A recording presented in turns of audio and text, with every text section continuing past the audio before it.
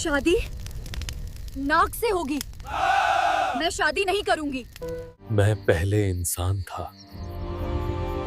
नाग one के साये में बसा हुआ वह गांव कभी जमीन पर नहीं, बल्कि डर पर खड़ा हुआ लगता था, क्योंकि वहां लोग सुबह उठते ही आसमान नहीं देखते थे, बल्कि जंगल की तरफ कान लगाते थे, जहां से अक्सर हवा के साथ सरसराहट आती थी, जैसे कोई जिंदा चीज सांस ले रही हो। उसी गांव में झरा पैदा हुई थी, उस घर में जहां जिंदगी ने कभी नरमी से दस्तक नहीं दी। बचपन से ही उसने देखा कि पिता के कंधे कर्जों से झुके रहते और मां की आंखों में बीमारी का डर और बेबसी बसी रहती। जहरा ने जवानी तक पहुंचते पहुंचते यह सीख लिया था कि इस दुनिया में लड़की होना सिर्फ जन्म लेना नहीं, बल्कि हर रोज अपने फैसलों को खुद से छीने जाते हुए देखना होता है। उसके सपने कभी जुबान पर नहीं आए, क्योंकि गांव में सपना वही माना जाता है जो कोई और तुम्हारे लिए देखे। फिर वह साल आया जिसे अकाल का साल कहा गया, जब 3 मौसम गुजर गए और बारिश की एक बूंद भी धरती को नसीब नहीं हुई, जब कुएं खाली हो गए और फसल के नाम पर सिर्फ मिट्टी रह गई। तब लोगों के चेहरों पर भूख से ज्यादा वह पुराना डर लौट आया जो नाग वन के नाम से जुड़ा था।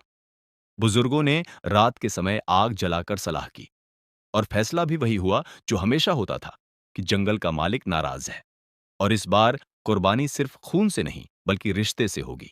जहरा का नाम ऐसे लिया गया जैसे कोई बोझ उठाया जा रहा हो। जब यह बात उसके कानों तक पहुंची तो उसने पहली बार चीख कर पूछा कि क्या उसकी मर्जी पूछी जा रही है, मगर जवाबों में सिर्फ खामोशी थी। और फिर वह वाक्य आया जिसने उसकी सारी हिम्मत को सीधा कर दिया, कि अगर वह नहीं गई तो उसका पिता जिंदा नहीं बचेगा। उस पल जहरा ने समझ लिया कि जबरदस्ती सिर्फ हाथ पकड़कर नहीं होती, बल्कि इंसान के लिए रास्ते बंद करके भी होती है। शादी का दिन बिना किसी जश्न के आया। लाल जोड़ा उसके लिए खून के रंग जैसा था। उसके हाथ बांधे गए ताकि वह भाग न सके, और आंखों से आंसू बहते रहे, मगर कोई रोकने वाला नहीं था। मां ने उसकी पेशानी चूमी, मगर उस चुंबन में दुआ से ज्यादा मजबूरी थी। फिर उसे जंगल के बीच लाकर छोड़ दिया गया, जैसे कोई कुर्बानी अपनी जगह रख दी जाती है।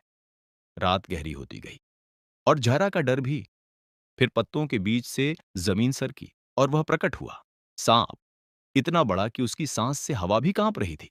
जहरा चीखी, रोई, चिल्लाई कि उसे जबरदस्ती लाया गया है, कि वह किसी की पत्नी नहीं बनना चाहती। मगर जंगल ने उसकी बात नहीं सुनी। सांप ने उसे न काटा, न छुआ, बस देखता रहा, जैसे वह भी इस फैसले का कैदी हो। रात के आखिरी पहर जब हवा ठंडी हुई तो सांप ने अपना रूप बदला और वह इंसान बन गया। उसका चेहरा सख्त था, मगर आंखों में सदियों की थकान और तन्हाई थी। उसने कहा कि यह शादी उसकी भी मर्जी से नहीं हुई, कि उसे पत्नी नहीं बल्कि कुर्बानी चाहिए थी, और अब वह भी इस बंधन में फंस चुका है। ये बात जहरा के लिए अजीब थी, क्योंकि पहली बार उसे महसूस हुआ कि जुल्म सिर्फ उसी पर नहीं हुआ। दिन गुजरते गए और जहरा ने समझा कि कैद सिर्फ जंजीरों से नहीं होती। नाग दिन में सांप होता और रात को इंसान, और वह कभी जहरा के करीब नहीं आता था, न उस पर कोई अधिकार जताता था, मगर उसकी मौजूदगी ही जहरा के लिए याद दिलाने वाली सजा थी कि उसकी जिंदगी उससे छीन ली गई है। वह अक्सर जंगल के एक कोने में बैठकर अपनी मां और अपने घर को याद करती और सोचती कि क्या वह सिर्फ इसलिए जिंदा है कि दूसरों का डर कम हो जाए। एक दिन उसने गुस्से और टूटे हुए स्वर में कहा कि उससे उसकी जिंदगी छीन ली गई है। नाग ने जवाब दिया कि उससे उसकी इंसानी पहचान छीनी गई थी, कि कभी वह भी इंसान था जिसे इसी गांव वालों ने धोखे से कैद करके बद्दुआ दी। धीरे धीरे जहरा का गुस्सा थकने लगा। उसने देखा कि नाग भी रात को अकेला बैठकर जंगल को देखता है, जैसे किसी अपने को याद कर रहा हो।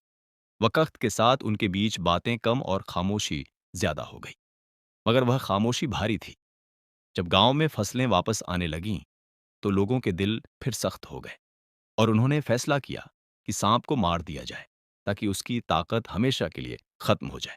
उस रात जंगल पर हमला हुआ, आग लगाई गई, तीर चलाए गए।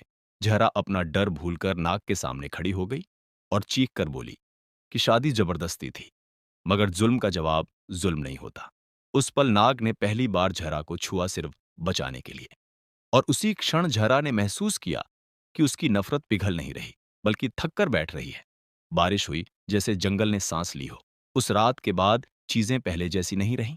एक दिन नाग ने कहा कि जहरा जा सकती है, कि वह उसे आजाद करता है। जहरा जंगल के किनारे तक गई, पीछे मुड़कर देखा और समझ लिया कि जो कुछ उसके साथ